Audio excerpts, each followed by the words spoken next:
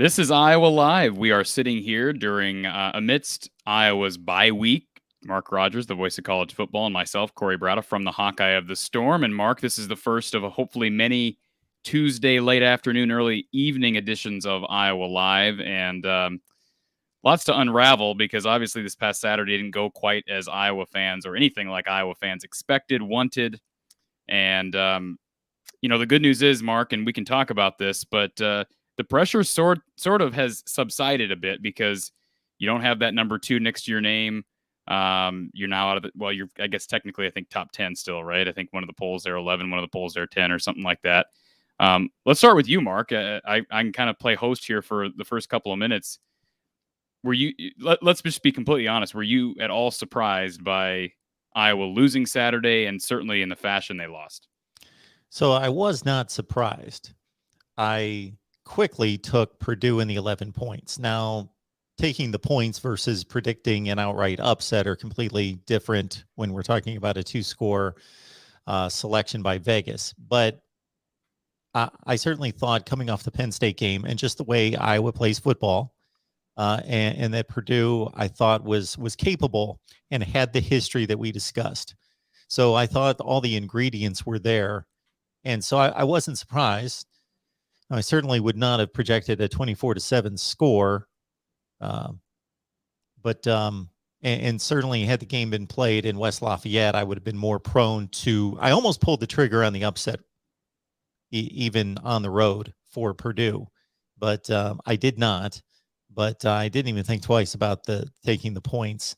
And I'm curious to hear both during tonight's show and based on what you gathered post-game and through your various channels since the game was played, how the Hawkeye fans are taking that, because it seems like most Iowa fans are pretty measured in their optimism and as they go into each football season, because I think my interaction with Iowa fans is they have, and I rarely generalize fan bases. I think that there are components to every fan base that are reasonable, delusional, etc. to every fan base. But the Iowa fan base seems to be more logical and reasonable than most. They know and are proud of their football program, but reasonable in regards to expectations, and know that 8 wins is typically where they stand, and they can jump out and seriously contend for a Big Ten championship on a fairly regular basis, but not every year. And so I felt as though that there was a groundswell of like severe, high optimism, but at the same time it was guarded. And now it seems as though from the interaction I've had that it's almost back to business. Let's win the West. And as you mentioned, maybe the pressure's off. Well, I hope that's true. I think from what I learned post game and from what I've learned of some of the response, and we have gotten a lot of response, not only on the Iowa channel, but from the Hawkeye of the Storm on YouTube. You have the Penn State fans who come back and say, "We told you so," and this is what you get, and I smell a rat and all this garbage. But that's in the past. I think the big thing right now, like you said, is focusing on the West Division, because the playoff right now is it mathematically possible? Absolutely. I mean, you win out, Mark, and you beat Ohio State in the title game. I think you're probably in. I mean, I would be shocked if you're not in. I mean, yeah, you got blown out at home, but again, to go 12-1, including a Big Ten title and maybe the toughest conference in the country, I just have a hard time seeing the playoff committee leaving you out. But, I don't know that that's reasonable right now. I mean, it was reasonable after Penn State, but now with one loss, you kind of have to do a reality check. Certainly losing to a Purdue team that, do I think they're top 25? Absolutely. But you have no business getting blown out at home to Purdue. That's just, there's no question about it. The issue is a couple things. And this is what I've had a few days to mull this over. I've obviously had a lot of conversations. I spoke with Don Patterson probably for about 2 hours after our show on Saturday. Him and I end up getting to talking about off the topic sort of things, and then it kind of comes around to, circles back around to Iowa football. But here's what and I'm not speaking for Don here. This is what I've come to the conclusion of just myself watching what happened Saturday and kind of what we've seen over the past 4 years with this squad. First of all, after the Penn State game, I was first to say it was the biggest home win since 1985. And I think that's probably still true. Of course, I'm referring to the Penn State game. But, one game that we kind of were ignoring while we were hyping this game and then talking about how great it was that Iowa won was 2017 blowing out Ohio State at home. Like, that was a pretty big win. I know Ohio State fans would probably dismiss it. Iowa fans may dismiss it because we didn't win the West. There was nothing really on the line at that point. But let's not forget that the week after they went to Wisconsin. Had they won that game, I don't remember exactly what the standings looked like at that point, but had they beaten Wisconsin on the road, Iowa had a pretty clear route to the West title. So theoretically, you could argue that Ohio State game was as big as the Penn State game this year. And the reason I bring that up is because let's remember what happened during that Wisconsin game. They got basically blitzkrieged again. So here we have a huge game in 2017 at home where you win. It's the greatest day in years to be a Hawkeye, at least at home. And then you come back the very next week and lay a complete egg. And Iowa scored 14 points on the road at Wisconsin that week. Now, again, that was on the road against a very good Wisconsin team. So I know people may be shy to equate the Purdue loss of 2021 and the Wisconsin loss of 2017. But I can't help make that comparison, especially with regards to the offense. Wisconsin has this vaunted 3-4 defense that Iowa struggles with. But let's be honest, a lot of teams don't run the 4-3, which Iowa runs, at least the traditional 4-3, which Iowa runs now, at least throughout a game as their base defense.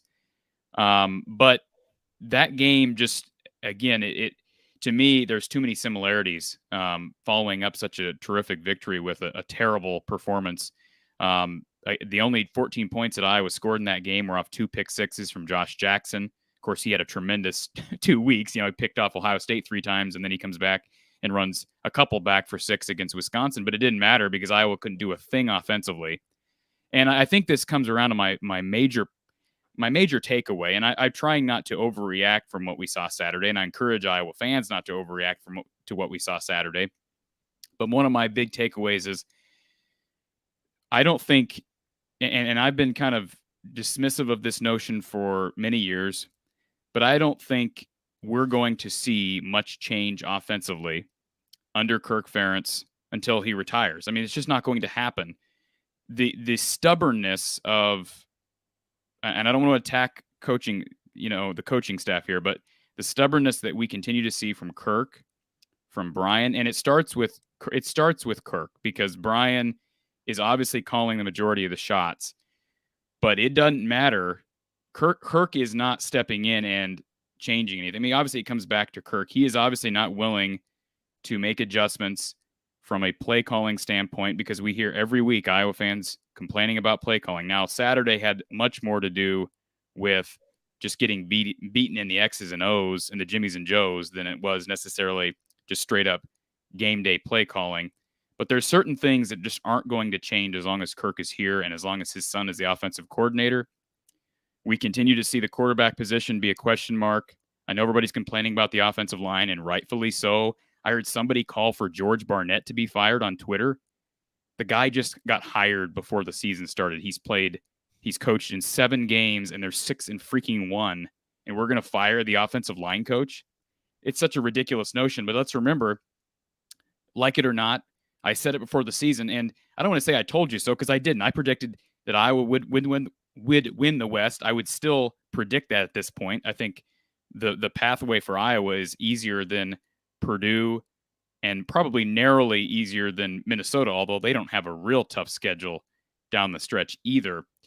But I said preseason, my concerns were quarterback and maybe offensive line. And I was a bit dismissive of the offensive line because I liked what Iowa returned in Cody Ince and Kyler Schott and certainly Tyler Linderbaum. And so I kind of figured they'll figure it out at the tackle positions. And they haven't figured it out, the tackle positions. So that's just unfortunately the reality that we're seeing. Spencer Petras has improved, I would say markedly, but his downfalls from last year are pretty much still his downfalls from this year, with the exception being his ability to get the ball down the field. His accuracy has certainly improved as well. but his escapability is zero. I know fans have been ranting about that this week. That's not changing, and especially when you don't have a line that can protect you. That weakness is going to highlight another weakness. So there's just a lot of different takeaways from the game on Saturday. I think we have to accept that this offensive line is just not going to get a ton better. Don Patterson said it on Saturday. I heard him on a radio show here in Iowa again Monday morning, and he's absolutely right. The offensive line, you can't get bigger and stronger midseason. It's just not going to happen. That's what happens in the spring and mostly in the summer. So, they can get better with their technique. They can get better with, play recognition and whatnot. But these tackles just have to get in the weight room this next summer. So you just wonder, how much can Iowa continue to win throwing the football with a quarterback who doesn't know how to escape the pocket and make plays on the run, and a pair of tackles that are just young. I'm not blaming them. It was different in 2019 when Iowa couldn't protect the quarter. It was Stanley at the time on the interior with the Paulson twins primarily. Those guys were fifth-year seniors, and I thought it was ridiculous at the time, and that certainly wasn't George Barnett coaching the offensive line. It was ridiculous. They had no other better options than the Paulson twins to anchor that offensive line. Now we've got a sophomore and a freshman. So as disappointing as it is, that's just life, but that would probably be the quarterback position and the offensive line is probably my biggest concern moving forward, Mark. Got Corey Brad and myself talking Iowa football. We do this each and every Tuesday at 5:30 Eastern, 4:30 Central. So please join us and grab some friends and family and bring them on in as well. All college football fans are welcome. Corey, when you talk about the criticisms of the style of offense, and I think it's pretty obvious, even from somebody like myself who watches Iowa play the bigger games of the season. I watch 6 to 7 games typically each year of Iowa football, and then watch all the other games that I watch across the nation. The style of play, it's not as stark a contrast as it has been in previous eras of offensive football, but it's still decided.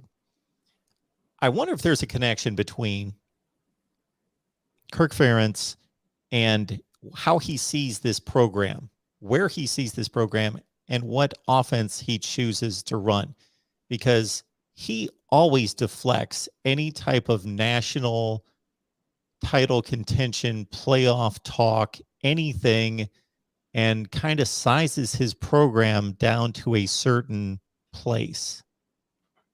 That's because he can get by with it, Mark. His buyouts have been, and I love Kirk Ferentz. I'm not here to rip Kirk Ferentz, but, and I don't have the numbers in front of me, but if you go and look at Kirk Ferentz's contract, he gets a bonus for winning 7 games.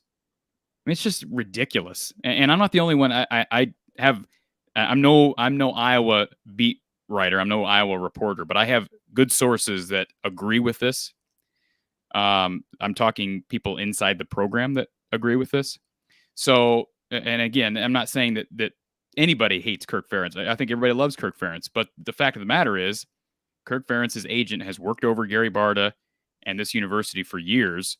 And kudos to them. But the problem is, it has put a ceiling on things to where Kirk doesn't really have to worry about, how many Big Ten titles he wins, how many trips to the playoff, because there's this standard that has been set at Iowa of winning 8 to sometimes 10 or even 11 games. And once in a while, you maybe win 12 games. I mean, it happened in 2015. They won 11, 2002. I mean, they have years where they're winning double-digit games, but for the most part, they're not contending for Big Ten titles year in and year out. It's just not happening.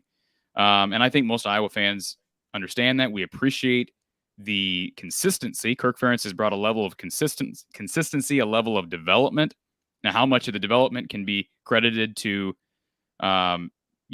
Chris Doyle? That's certainly something that could come into play. Although Raymond Braithwaite, who's taken his place, was sort of in that Doyle mold, so I don't anticipate them taking a huge step back. I think we probably would have seen something at this point if that was going to happen from a physical standpoint. I don't see that yet, although the line is struggling. But yeah, they're just, to me, until Kirk moves on, we have to get used to being disappointed with Iowa refusing to change things up. Even Phil Parker, I said it after the game, I'm disappointed in Phil. I think Phil is one of the better defensive coordinators in the country, and I stand by that. And he's on my top 3 list of guys to replace Kirk when Kirk retires. But Phil got out coached Saturday, and Phil was stubborn on Saturday. And you can't. I mean, Don Patterson gave me a call midway through the week. I guess it's only Tuesday. He called me, I believe, yesterday, Monday, and he basically said, "Look, I watched the tape back, and we were sending one guy on David Bell the entire game. I mean, there were a few instances where they, had a safety over the top, but for the most part, Bell was single covered the entire game. That's unacceptable. When you're not getting pressure up front, which the defensive line has not played great these last 2 games, you've either got to be effective and well-timed with your blitzes, which Iowa tried to blitz at times, and almost every time it got picked up, or you've got to be able to send another guy back on and make them play left-handed. That's how Don described it. Make them. That's what Hayden Fry was all about. Look, you got one guy who's burning us through halftime. Okay, you can beat us, but beat us somehow. We're going to make you beat us some other way. And Iowa just never did that on Saturday. They continued to allow the same thing over and over and over and over and over again. And I said it going into the game that it wasn't a good time for Riley Moss to go down with an injury. But I don't think that would have made any difference because Matt Hankins was lined up. Matt Hankins is Iowa's best corner. And he was lined up against Bell, I believe, every play, but maybe every catch, but maybe one when Terry Roberts was lined up against Bell. So this was Matt Hankins. I saw Matt Hankins was named a midseason All-American today. Certainly Iowa fans aren't going to be celebrating that. He deserves it, though. I mean, he's played great this year. He's been outstanding. In fact, I think I had him number 2 on my most valuable player list through, I believe, 3 games, and I would have said that after 5 games. He was tremendous in that win over Penn State. But the fact of the matter is he got burned like he has before against David Bell, like Riley Moss has before against David Bell. I mean, everybody Iowa has thrown at David Bell has gotten completely destroyed. It's just ridiculous. But again, you got to put it on the coaches. This is not, you can talk about players all you want, but Phil Parker, love him or not, I do love the guy. He was stubborn on Saturday. I don't feel made the adjustments he needed to make. Certainly defensive line didn't help things, but it was just an all-around poor effort. But going back to your original point, Mark, I think that the stubbornness that we see from Kirk is a trickle-down effect. And, I would like to see Kirk maybe hold his coaches a little bit more accountable. I don't know what's going on behind closed doors. Certainly, I'd like to see him hold his son more accountable at times. I don't know who made the final call the first half, and certainly it didn't make a difference in the game in general, but they took a knee at midfield. And then I tweeted out the very next day, Baker Mayfield threw a Hail Mary touchdown from like the exact same spot on the field. And I tweeted out, I said, this is why you don't take a knee on the final play of the first. There's no reason not to do that. I mean, what are the chances of the guys, this is what Don said, returning the football 105 yards or 100 yards for a touchdown? It's not going to happen. And that just shows to me, especially when you're down, a level of submission that should be unacceptable. Now, maybe it was Kirk that made that call, and Brian certainly has to answer to Kirk as the head coach. But there needs to be, I think, a level of responsibility taken, and Kirk is good about accepting blame as the coach. I mean, he's certainly not Scott Frost and deflecting the blame to everyone else. But I think there needs to be a level of responsibility, and Ken O'Keefe deserves some of that. I mean, here's a guy who was Iowa's offensive coordinator for years, and he's got one job right now, and that's to develop quarterbacks. Not doing a very good job of it. Didn't do a very good job with Nate Stanley either. And granted, he's only been here since, 2017. But like simple things like knowing how to slide, that Spencer Petras still doesn't know how to slide, that's just ridiculous. I mean, for him not to be able to teach that, and keep in mind, before Ken O'Keefe, I don't know how many years back, I'd have to look at the staff rosters from years prior. But typically, Iowa's offensive coordinator coaches quarterbacks. And this year, and in the past 4 years, it's been Ken O'Keefe, who's getting, I believe he's like one of the highest paid. He might be the highest paid quarterbacks coach in the country. Think about that for a second, Mark. Iowa's quarterback coach is the highest paid quarterbacks coach in the country.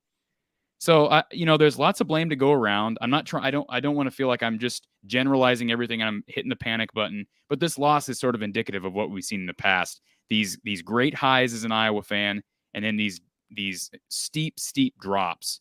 So hopefully it changes. I hope that this bye week, I certainly think it comes at a good time, but hopefully these coaches take responsibility inside the locker room and make some changes, because they're going to need it going up against a great Wisconsin defense next week. Talking Iowa football with all of you. Please leave your comments, your questions, debate topics for Corey and myself. Please join Corey on From the Hawkeye of the Storm right here on YouTube. It's From the Hawkeye of the Storm right here on YouTube for Iowa athletics coverage. And of course, our Iowa football channel. Please push us past 1,000 subs. Head on over there if you're not watching, as we are simulcasting right now on the main channel, on the Iowa channel, and also on the Big Ten channel here at the Voice of College Football. Yeah, I guess maybe I'm stuck in a certain mentality because of the team I root for, but and I know that it's not as viable for other programs to think that way. But if you're not playing for a championship each and every season, I really don't understand the process of even, especially if you're Iowa. If you're Vanderbilt, then that's another issue. But if you're Iowa, you've proven capable and you have the wherewithal. And look at the coaches that Kirk Ferentz coached with just on the Cleveland Browns staff in particular, and the championship pedigree that surrounded him. And they will talk about him with high regard when talking about Bill Belichick and Nick Saban. When they bring up Kirk Ferentz, they think he's one of the very best. I think that's fair. I mean, like I said, I love Kirk Ferentz. I don't love this coaching staff. I don't know that I've ever been outspoken about that, but I've just, I know people were sort of sideways about Ken O'Keefe when he was here the first time around. Then he goes and coaches with the Dolphins for a while and comes back. I'm not going to say anybody needs to be fired because that's ridiculous at this point in the season. And I guess this would be a good segue into, I had this conversation the other day, not that I want it to happen this year, but to me, for me, a clear top 3 as far as coaching candidates when Kirk retires. And that could be this year. Like, we don't know that. I mean, I don't think it probably will be. I would say he probably is here for another couple of years, but and I know some people don't like to talk about this. Some people got upset when we talked about the last time. I'll just leave Kirk alone, let him retire that's fine. I'm fine with that, but I think it's fair to have the conversation. Don't you think, Mark? That we can talk Absolutely. about that topic. So sure. Let me just, and I'm going to produce some content on our channel as well about this in the coming weeks. But and I may end up making it a postseason topic, but my top 3 coaching candidates, we've discussed this somewhat in the past, Mark, but my top 3 coaching candidates to replace Kirk if he retires sometime in the next 3 to 4 years. And to me, again, this is very clear. Number 1 is Bob Stoops. There's no beating around the bush. You go after Bob Stoops. I think they've got a chance. I think they would have a chance at Bob Stoops. I think that more now than I did about a month or 2 ago. So you go after Bob Stoops, number 1. Number 2, and he's not far behind Bobby, would be Phil Parker. He deserves it. I don't know if he wants it. He might be satisfied being an assistant coach. I think he's had opportunities to go back to his alma mater, Michigan State, and turn it down. I don't know that on fact, but that would be my number 2 option. Number 3 is Brett Bielema. We've discussed him, and I don't know, what he does at Illinois. Certainly, if he doesn't turn that program around and Kirk retires in 3 years, then maybe that's not a great choice. But those would be my 3 choices. And that it all comes down to, is Gary Barta the AD when Kirk retires? Because if he is, there's a good chance Brian Ferentz is the next head coach at Iowa. And some people want that. I've been amazed at some of the responses, like, oh, don't look any further than your offensive coordinator. Just, take his name away and who's the best qualified guy. He's not the best qualified guy. I mean, from a resume standpoint, what has he done? What has he done? He's done absolutely nothing. He's got his last name is the same name as his head coach. He coached in New England because his dad had a connection to Bill Belichick. You talked about it with the Cleveland Browns. Then he comes here, gets a position coach spot in college, which he had never done before. Then, Iowa, of course, hired Greg Davis, who I think they had reason to believe Greg was close to retiring anyways. So it was a good segue to let Brian get used to coaching at this level. And then, we'll give you the position. So I don't like to use the word nepotism because a lot of people, everything's nepotism. It is. And that's what it is, right? When you hire your son as your offensive coordinator and he doesn't really have much of a resume. So as far as qualifications, Brian's not qualified to be the next head coach from a resume standpoint. Now, maybe he becomes the next head coach and does really well. Maybe that happens. And maybe Kirk right now is holding him back from doing what he wants to do on offense. I don't believe that, but maybe. I mean, we don't know. So I would certainly, it's not like I'd shut down my channel if Brian gets hired as the next head coach. But as far as who's qualified, those would be my top three. And again, I've said in the past, wouldn't Iowa fans love to have Bob Stoops, even if it was just for 5 years? Just give us 5 years, Bob. And I think Iowa they certainly have the facilities. I think everybody basically has the facilities now to compete, but they have the facilities. Don Patterson loves to tell a story about when he was a coach down in Texas and how he would recruit. When he was he was coaching in North Texas, but he was getting offered the job with Hayden at Iowa, and he knew he was going to take it. So he started trying to recruit players up to Iowa, and he used to tell players down in the Dallas area, "Hey, Iowa Hawkeye football in Iowa is like the Cowboys here in Texas. I mean, there's no pro teams up here." And so Don, I know, is a big believer in Iowa is a great place to not only play, but to win. And I think it's a bit of an underrated program because there has been a ceiling on things. So I think if Bob came in, there would be an opportunity for Iowa to win some Big Ten titles in a short span of time. I don't know if that's going to happen. Who knows if Bob's interested? Who knows if Bob will be on the market at that point? But I guess there's just my mind is going a lot of different places, especially when you have I don't think there's anything wrong with talking about this, especially it's a bye week. Like we just got slaughtered. I think it's okay to discuss possibilities moving forward because we don't know how long Kirk will be here. Certainly, it would change a certain perception of what Iowa football could be, whether that would turn into reality. But anytime you hire a coach who's won a national championship and competed on a regular basis for a national championship and bring him to a program that has routinely competed in the upper tier in the Big Ten, then people's minds are going to drift to, okay, this coach has accomplished at the very highest level elsewhere. Can he bring that type of winning percentage to our situation? So it's reasonable to think. Yeah, and I think if Bob was hired here, this is just all speculation. I think if Bob was hired here, he would probably keep Raymond Brathwaite on staff. I think he'd be very smart to do that. Certainly Brian wouldn't still be here. I mean, he's not going to stay as the offensive coordinator. I would be shocked if that were to happen.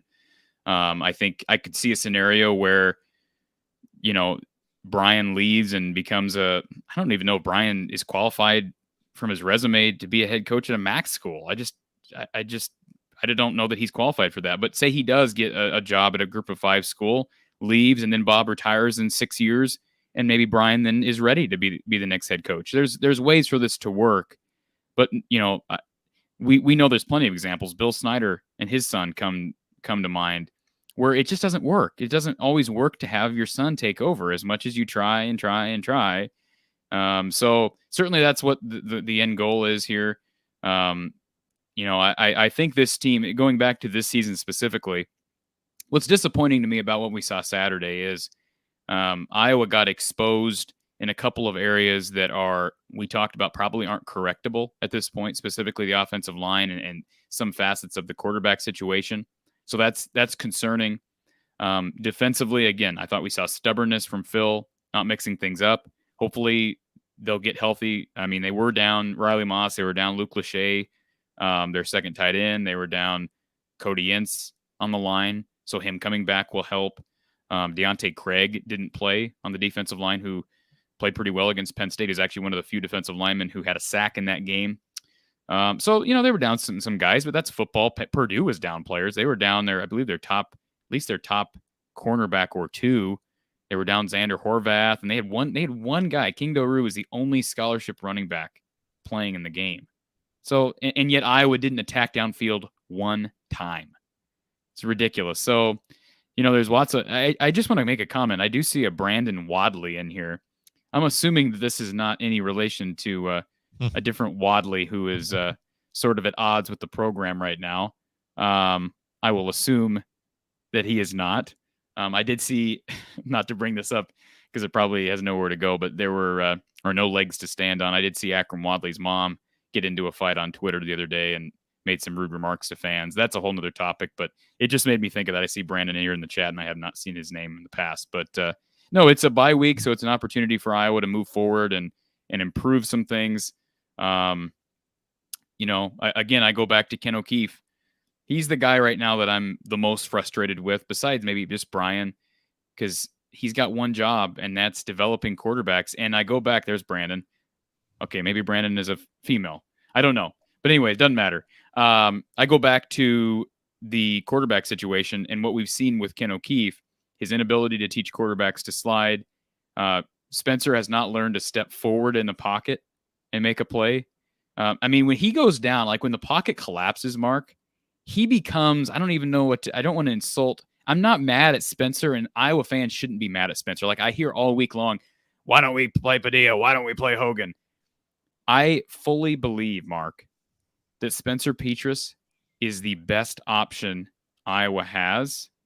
And that is not an indictment on Spencer Petras. That's an indictment on this coaching staff. That's just what it is. So, I'm not there at practice every day. But I do believe he's the best they have. I like Spencer. He's got to take it upon himself. I know he worked with that's another thing. He worked with this New Jersey quarterback guru during the offseason. Like, what does that tell you about the coaching at Iowa? I mean, I don't know if I'd be real happy with that if I was Ken O'Keefe, that he's going off in the offseason training with some guy out east. I don't know. Maybe I'm old school and thinking that that's not appropriate or it shouldn't be necessary. Not when you have a full-time quarterbacks coach who's, again, the highest paid QB's coach in the country. So, quarterback and that offensive line is the biggest thing. I'm not worried about the defense. I think they'll be fine. Let's remember that Purdue has exposed Iowa basically every year that Braum has been there. I believe Braum is the best game day coach in maybe the Big Ten, certainly in the West. I don't know who you'd put ahead of him. Maybe in the Big Ten. I mean, somebody commented on our show the other day, Ryan Day is the best offensive schemer in the Big Ten. You're an Ohio State guy, Mark. Is Ryan Day the best offensive schematics guy in the Big Ten? I don't think you can say that, not with the level of talent that they have. It's difficult to judge because of that. There are very few right now that I'm impressed with from that standpoint. So, man, if you go just team by team, program by program, it's difficult to find someone that, they all have their issues. If you're talking about the head coach, if you're talking about Harbaugh and Franklin, no and no. If you're talking about Frost, no. You're talking about, very tangible issues that you see recurring, whether it comes to play calling or development of the quarterback position and the offense in general. Yeah, I don't know if I'm willing to step out on that one either way. Yeah, and I see some comments in the chat about Mark Stoops, and I see Brandon Wadley made the same comment. That would be he would be my number 4 based on what he's doing. He's done it a couple of years at Kentucky. Yeah, obviously one of the toughest places to win, I would say, in college football, given what conference they are and just locale. But Mark Stoops would be number 4. But yeah, I think Braum is just his ability to attack weaknesses. I'm not saying he's the best coach in the Big Ten. There's people who believe he's on the hot seat. I mean, if they don't end up having a good season, which certainly they're on track for a good season to where he's not going to be losing his job this year. But there were people heading into this year saying that Braum was on the hot seat. But just from an offensive schematics, game day, play calling standpoint, I think the guy is one of the best in the business. So when you outline the deficiencies of this offense and that they're not going to improve, they can certainly call a game that's going to protect the offensive line, get the ball out of the quarterback's hands, do all those things that make offensive line play, which is paramount to the offense, of course, but make it less integral. Spencer Petras, when we had many sessions during the offseason discussing his abilities, my projection on him was less about him and more about just the situation and understanding that if he had been tagged as the Iowa starter and they were comfortable with that. And there was basically no quarterback competition. And looking at his progression last year, that I was just playing the probabilities that he would continue to progress and become a better player. I got to say, for a guy that's immobile, that doesn't have a great arm, nothing in the category of Nathan Stanley, that he's also not an accurate passer. It's not a great combination. Well, I don't find him as an accurate passer. He's a sporadically accurate passer. There are times where he puts the money. I think he actually, I believe, I disagree with you on one thing there, Mark. I think he's more accurate than Nate Stanley. And I've looked at the numbers. The numbers bear that out strictly from a completion percentage standpoint. If you look back at Nate's career, Spencer's at least a couple percentage marks above that. Well, I didn't say Stanley was more accurate. I said he had a better arm. Yeah, but so okay, I would debate that too. I think Nate Stanley had a big arm. I think Spencer's got a pretty big arm, but I think Spencer is more accurate with his arm. But here's the deal: I'm not debating you on this.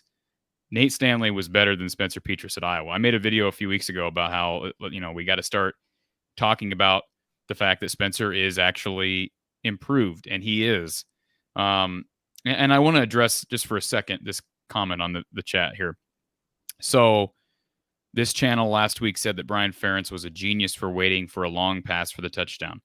I actually criticized Brian Ferentz after the Penn State game. I thought he called a very poor game against Penn State. I was very outspoken about that, for the record. Second thing is, I did give him credit, as did Coach Don Patterson. We did give him credit for that play call. It was a very good play call. I'm not here sitting here saying that Brian Ferentz doesn't make good play calls. That's not the point of what we're talking about. So just for the record, we did say that last week, but no, he didn't have a great week against Penn State. But Nate had the ability to step forward in the pocket, make plays. He also had the ability, even though he's kind of a statue, just like Spencer is, he had this really nice ability to spin out of the pocket, make throws on the run. Spencer can't do any of those things right now. Spencer somehow gets out of the pocket. It better be on a designed boot or naked. He better figure out a way to be by himself out there, because 9 times out of 10, if he gets out of the pocket, it's going to turn into a throwaway. So that's frustrating. And whether Kirk Ferentz says that the reason he took a knee at halftime was because of risk of injuries or not, if you have confidence in your quarterback to not make, or confidence in your offensive line to not make a huge error, you're going to take a shot there when you're down a touchdown at halftime.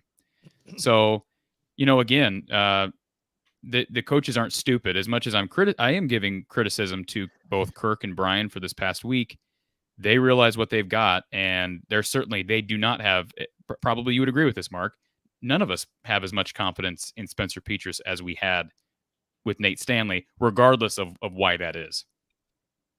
It's one of the most basic pass plays in football. You sprint right to give your quarterback separation from the defensive rush, to give your guys time to get into the end zone.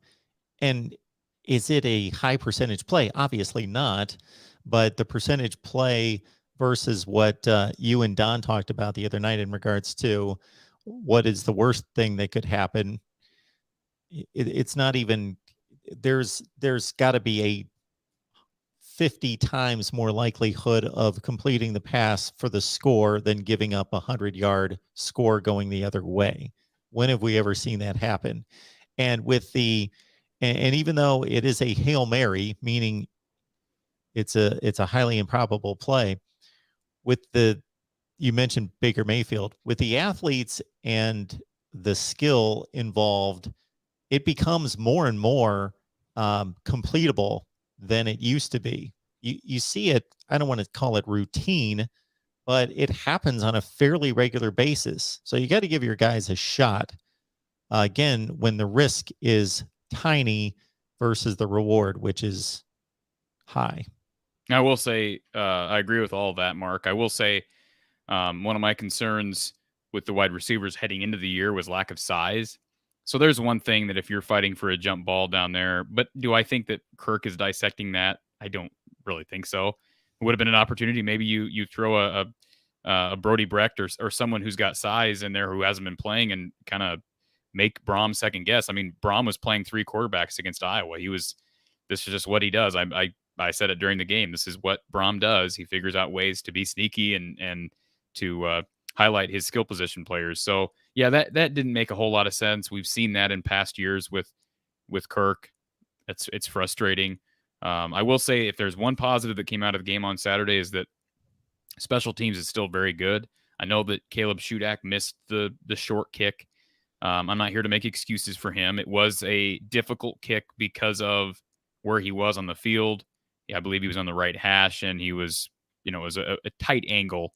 I think most kickers would say they'd rather be kicking from 40 than 20 if you're on the right hash. So, he's missed very few. I think he's missed like 2 kicks all season. So let's not push the panic button on him. And Torrey Taylor was punting into the wind all day. I was surprised. Don mentioned this as well in our conversations that Torrey didn't punt more traditional on Saturday. He was punting rugby style, which a little bit surprising given the conditions. But the kick return game was good. Charlie Jones had a nice, I believe his was a punt return, and Ivory Kelly Martin had a kick return that both of those plays put them down in the red zone, and they came up with 0 points total. So it's just, and I said it during the game. I mentioned this during the post-game show too. As soon as those guys returned it down to the red zone, I said, they're not going to score. You could just tell. And sure enough, they didn't score. And here's the deal, Mark. And then we can maybe move on from Purdue and focus more attention on the week ahead. But what's amazing about the game on Saturday is Iowa actually caught more breaks, I thought, than Purdue did. Like the pylon touchback where you have, I don't know who it was, but Purdue wide receiver who's reaching for the pylon, lets go of the football inches before the goal line, hits the pylon. It's a touchback. It's a turnover. Like Iowa got that play and didn't deserve it. Then you have Spencer Petras, I want to say first or second quarter. Iowa is near the goal line, the opponent's goal line, and Spencer throws terrible pass, nearly picked off by a linebacker, would have been returned. I guarantee it would have been returned for 6. Should have been caught him. He was right in his hands. He drops it. So that's another break. And then let's not forget that Purdue missed like a 31-yard field goal. So Iowa had every opportunity, even into early in the fourth quarter, to figure out a way to do something, and they just never did. And I made the comment during the postgame show, maybe it's time to just kind of flush this and not look at so much tape. Now, Don kind of disagreed with me. He thinks you have to at least look at the tape, which he's the expert. I'm not. But maybe don't look at every play. He talked about that. You need to, if Mason Richmond is missing blocks the same way, 5, 6, 7 times during the game, just watch one of them and then move on as quickly as you can while also taking lessons from this loss. So this most likely would not have mattered because the probabilities at this point of them pulling out a comeback win were minuscule. But let me know if I'm not remembering this situation correctly. 24-10 game, 5 to 7 minutes left. I don't remember exactly where they were in terms of game time.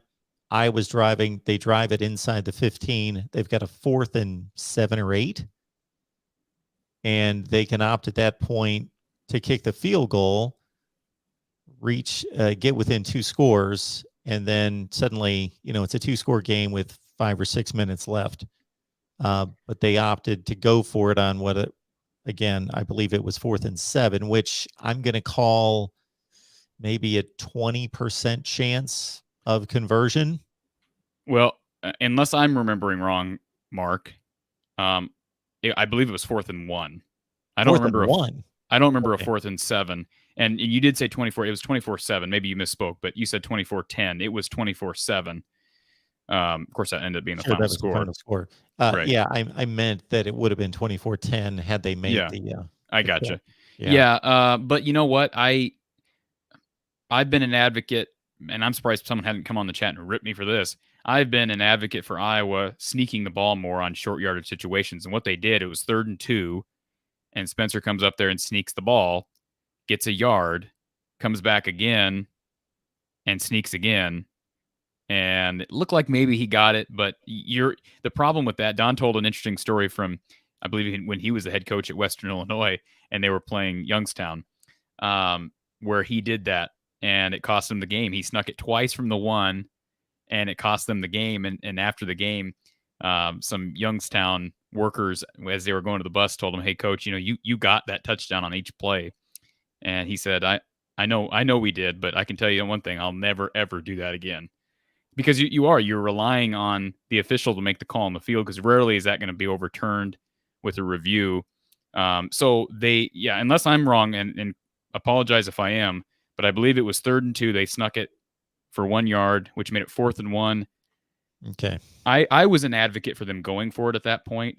I don't know that I was an advocate for what they did. They snuck the ball without Monty Potabom, their fullback, behind Spencer, which seemed a little bit odd because Monty has been the guy who's really helped. I mean, between Spencer at 6'5", Tyler Linderbaum, your All-American center, and your 6'1" bruiser of a fullback, Iowa tends to get 2 to 3 yards on every sneak. For some reason, Monty Potabom was not on the field, so that was strange. Yeah, it would have made it a 2-score game. And certainly 4th and 7, Mark. If it was 4th and 7, which, again, it may have been, I would have kicked the field goal there to make it a 2-score game. Okay. Yeah. Never mind me then. All right. Iowa Talk here every Tuesday night here at the Voice of College Football, 5:30 Eastern, 4:30 where it really matters, there in Iowa Central Time. Here with Corey Brada from the Hawkeye of the Storm. We would encourage everyone to head on over there and please sub to Corey's channel from the Hawkeye of the Storm. And right here at the Voice of College Football, check out our Iowa channel, because Corey's done an outstanding job of supplying us with tremendous content on a regular basis there, including, of course, the post-game show each and every Saturday with Coach Don Patterson. So looking ahead, of course, no game this week. I brought up the offensive deficiencies for obvious reasons, because they were front and center from game 1 on, and the discussion being, are they going to get better? What can be done about them? And I certainly excuse them to a certain extent, and I'm sure you heard me say this a few times, that I was giving Iowa a bit of the benefit of the doubt. I did not in any way expect this to be a prolific offense, but giving them the benefit of the doubt that they were playing to the defensive prowess, the game situation, the score. And I thought that had something to do with it. Now, here we are in a game against Purdue that has a fine defense. If you check out their numbers across the board, they have a fine defense and have played consistently all year. But still, 1 touchdown at home is just a pretty pathetic offensive showing. So now the prospects of this team making it through the Big Ten Western Division, I think you might agree, Corey, it's not necessarily that this team in any way should fear any one of its opponents, but it's just, what are the probabilities of being able to make it through the entire schedule? And not that this team cannot win a division championship and still lose 1 more game. That may be the result of all this, is that a 7-2 team in conference wins the division. But certainly, to see them go through now what is going to be Minnesota, Wisconsin, Nebraska out of their final 5 games, certainly Northwestern and Illinois can't be an issue if this team wants to achieve its goals. Well, I never said this, but a lot of people thought Purdue, I don't know why, but a lot of people said Purdue was one of the easier Big Ten games on the schedule because it's at home and it was against a team that, I guess Purdue was the one team. I did say this back in the spring, that Purdue was kind of my dark horse team in the West that nobody was talking about. And I guess that I was right. I wish I wasn't. But Northwestern should not be, there should be no doubt in that game. Northwestern's defense is not, although they beat Rutgers the other day, right? So, you never know with Patty Fitz, but man, that should not be a game where we're sweating as Iowa people.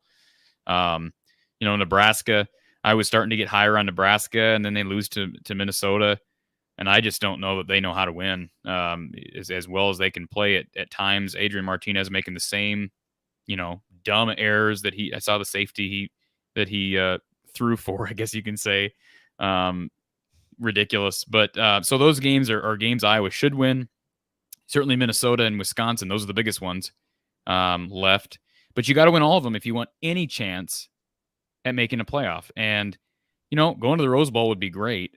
There's no question about that, especially I'm assuming, and I don't know, Mark, you probably have a better feed on this than I do, but I'm assuming if Iowa were to go 10-2, 10-3 after losing to Ohio State makes the college football playoff, that you're probably selecting Iowa as the Rose Bowl invitee at 10-3. Is that how that works, with the Rose Bowl not involved with the top 4 today or this year?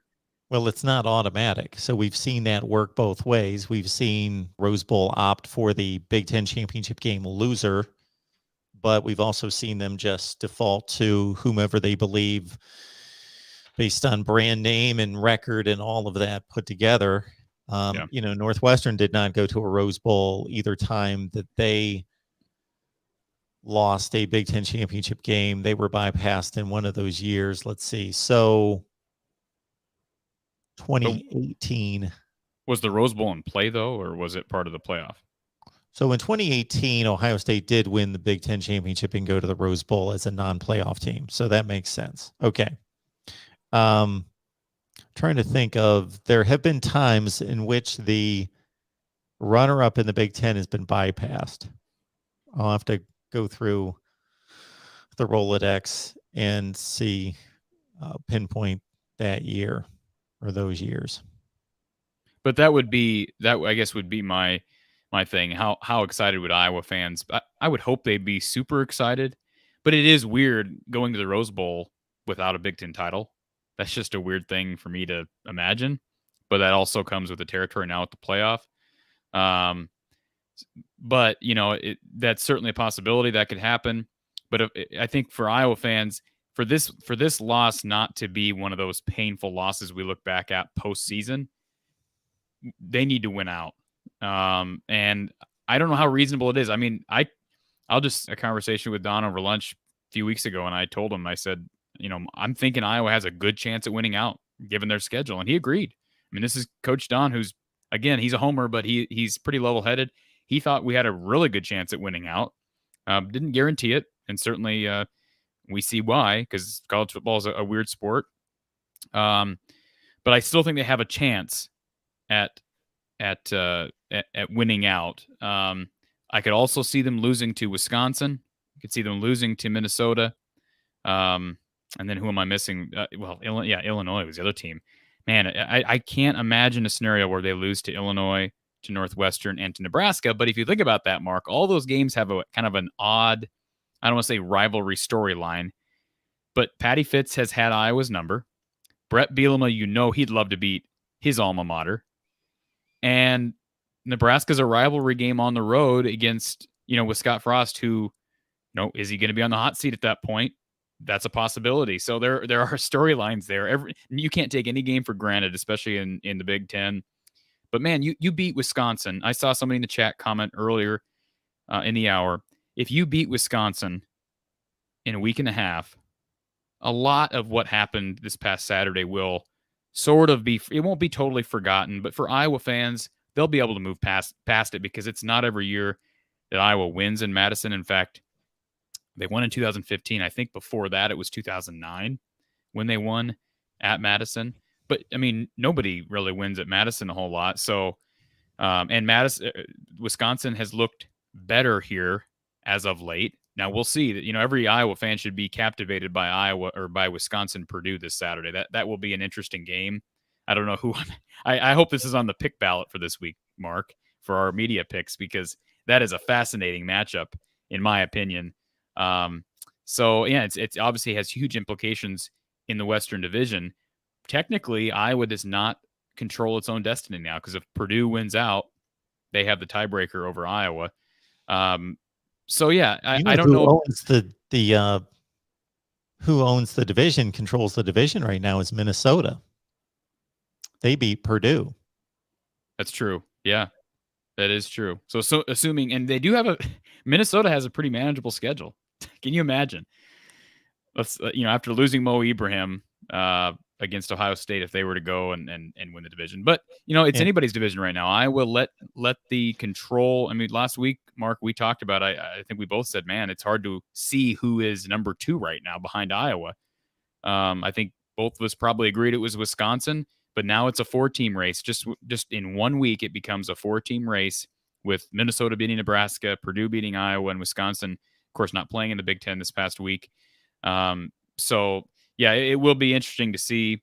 I think Iowa's percent. If I had to put a percentage on it, and this is just spitballing, Mark, totally spitballing, I would say Iowa has maybe a 25% chance of winning out. And that's probably being generous. And probably Iowa fans don't like that because they want it. They think there's a better chance given the schedule. But that's a pretty good percentage to win 5 straight games after what Iowa did against Purdue. Because I'm surprised that you stated that Coach Patterson believed that, not that it was probable, but they had a good chance, because I heard him state a few times, for the record, that he was just trying to point out to people that were giddy over the early start how difficult it is to go undefeated. That just from a statistical standpoint, it's not easy for anyone. And that's one of the reasons why even the heavyweights in college football have a low chance probability of finishing undefeated. And people are like, how can that be? Ohio State's only got a 15% chance of going undefeated. Well, if you look year to year, they trip up at some point almost every year. Yeah, we cut up that portion of our live with Don, Mark, and made that into a video. What are Iowa's chances of going unbeaten? I think somebody commented on there several weeks later, you might want to revisit this subject. And you're right, he was sort of dismissive because mathematically it's just very unlikely. Mm-hmm. And I'm not trying to say he was predicting that Iowa would last week, but again, prior to the Purdue loss, I just flat out asked him, I said, you think they're going to win out? And he said, I think so. And, he was wrong. I mean, a lot of us were wrong. I don't think anybody that I know predicted Purdue to win, and shame on us, because we should have seen. I saw, it's one of those things where you see it. You're absolutely right. I picked Iowa against the spread. That was stupid. I mean, that was just stupid for me to pick Iowa against the spread. That's why I don't have a Patreon page at this point, Mark. I got to get better at it. I'm sure. I know you. You don't have to predict games to have a Patreon page. Well, that's true, but you can provide a lot of other great content there. No, but the picks are. I don't have a Patreon page, and I don't have a Patreon page with my picks, and that's why.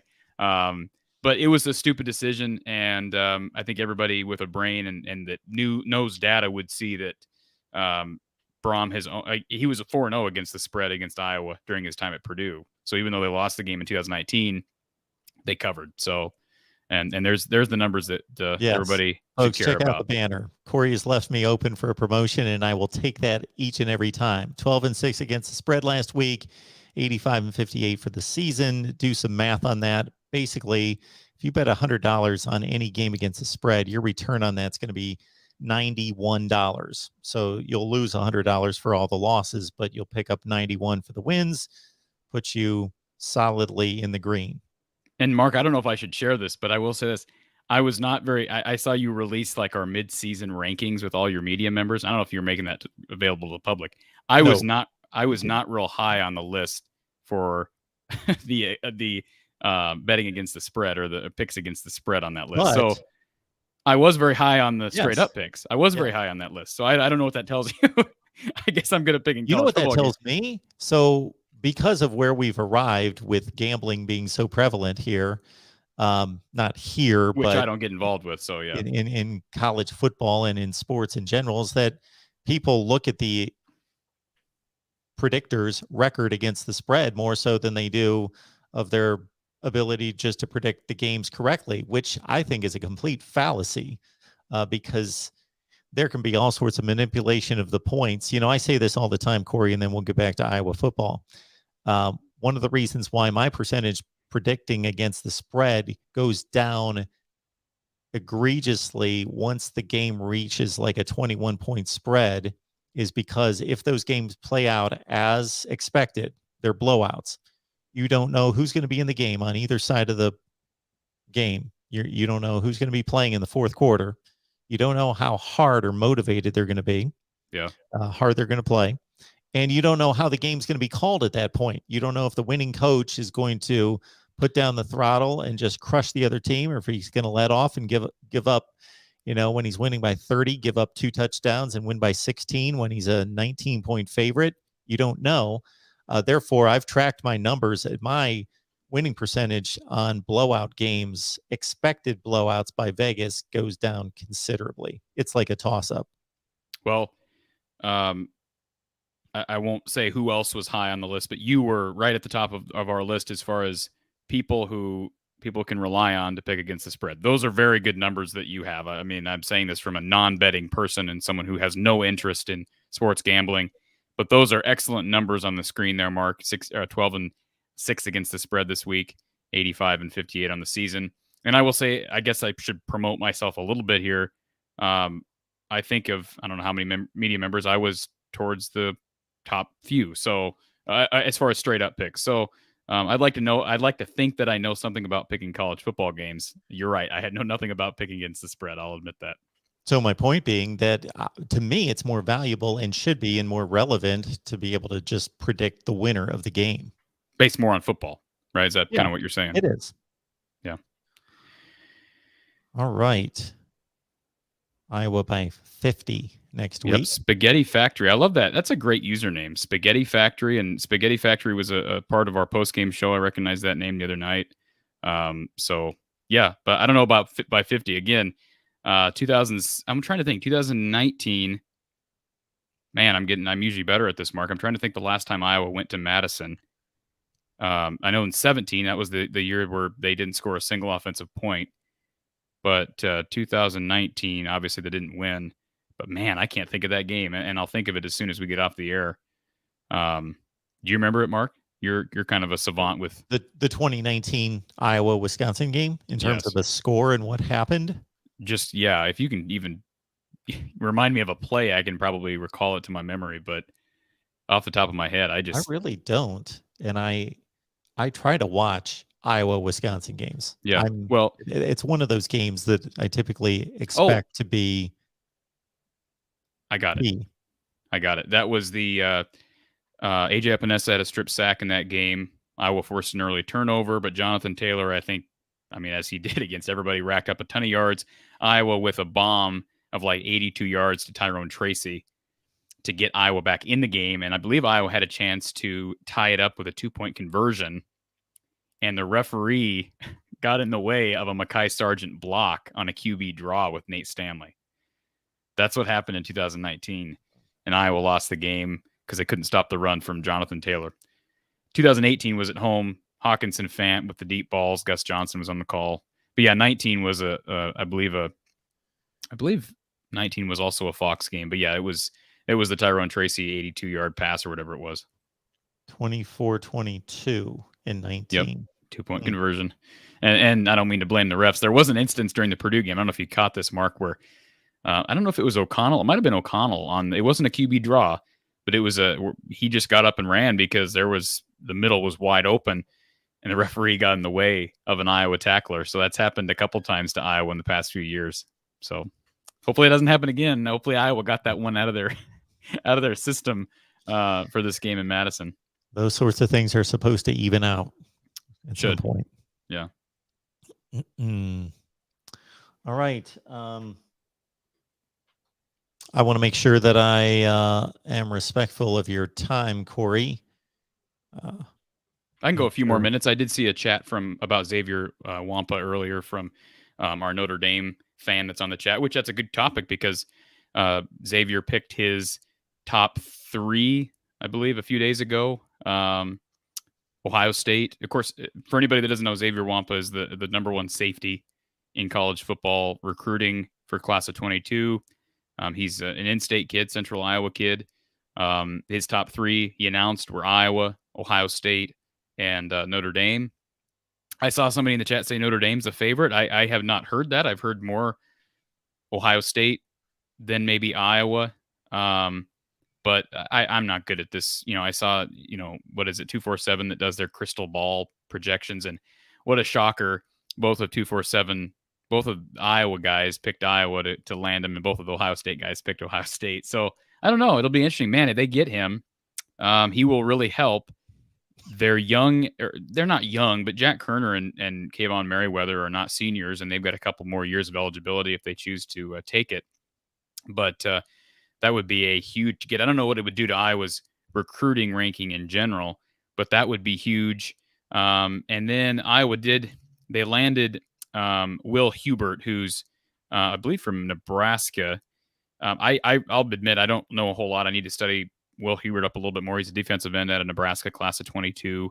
He's going to be walking on to Iowa next year. But I believe he had scholarship offers, one from Buffalo, and he had interest from other. He had I don't know if he had an offer from Nebraska to be on scholarship. I'm guessing he didn't, but Nebraska wanted him. So, Iowa does, you may say, well, are we talking about a walk-on? Iowa has the reputation of developing walk-ons into significant players. I think of Nick Easley as far as a skill position player here a couple of years ago.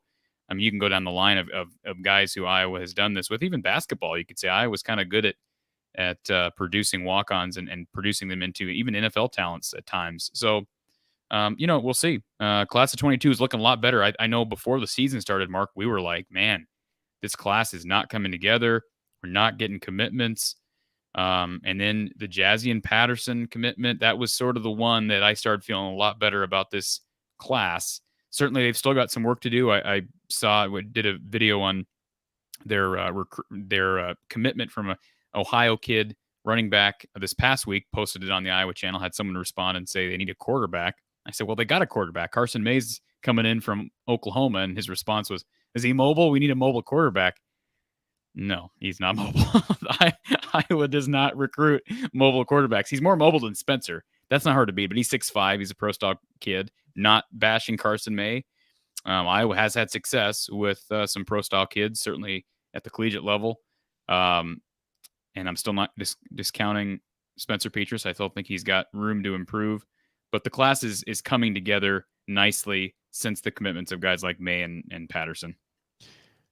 I'm guessing that if you would go through the Big Ten and then by extension the other Power 5 conferences and make some type of objective analysis or subjective as well on mobile quarterbacks, how many teams start mobile quarterbacks versus immobile in this day and age, I bet it's 75 or 80% mobile quarterbacks. Like what I was attempting to do and continue to do, I don't understand. And this comes from a guy that's really old school and loves watching and did at the time Drew Bledsoe or Dan Marino stand in the pocket and just deliver dimes all over the place. That's how I like the game to be played. But it just from a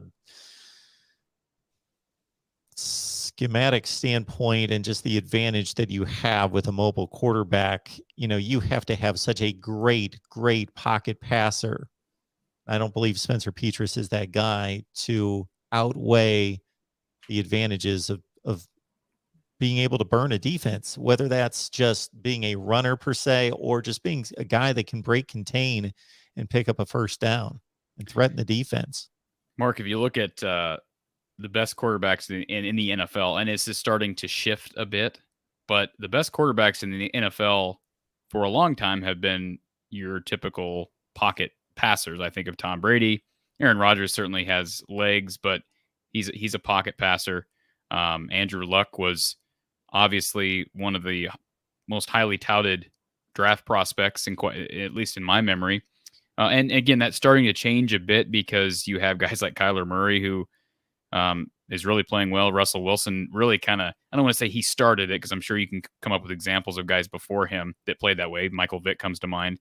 But that's starting to change a bit. But I would just think, again, not to bash this coaching staff, but in 23 years of Kirk Ferentz being the head coach here, you would think that Iowa would be, like you said, either starting to recruit more mobile quarterbacks, or B, they would be recruiting a lot of quarterbacks who are playing at the next level. But Mark, the only quarterback who's on an active roster from Iowa is CJ Beathard. And although CJ wasn't I wouldn't call him dual threat, he's one of the only quarterback in the past 10 years who could run at Iowa. And I'm including Ricky Stanzi, James Vandenberg, Nate Stanley, Spencer Petras, all on that list. And Mark, here's some Iowa trivia for you. This shouldn't be hard. But I know I shouldn't take that for granted because you're not an Iowa guy. But who's the best quarterback in the Kirk Ferentz era? The best quarterback, is it? Well, I guess it's the Brad Banks. Brad Banks. And Yeah. what's interesting about Brad Banks is he's the only true dual threat Iowa has had. Now He was the best quarterback in college. Now, of course, other right. guys No, made it to you're the right. NFL, and You're he right. did not. That's what. But yes. He And I was the brought most up the productive player. Yeah. I brought up the NFL strictly because my point is they don't have quarterbacks that are elite at this level consistently, and they don't have quarterbacks that they're putting. It'd be one thing if they have game managers here, like Andrew Luck wasn't. I mean, Stanford was, I believe, okay when Andrew was there, but he was a draft prospect. They were really good. Were they really good? That was before the Christian McCaffrey era. He took them to 2 BCS games. Wow. Well, this is why you're the voice of college football, and I'm just your guest. But they won an Orange Bowl and a Fiesta Bowl when he was there. Well, you showed me up on that one, but I guess I'm just thinking if Iowa were producing pro-style quarterbacks that were making it to the NFL, we could argue for them sticking with the system. But the fact of the matter is they're not.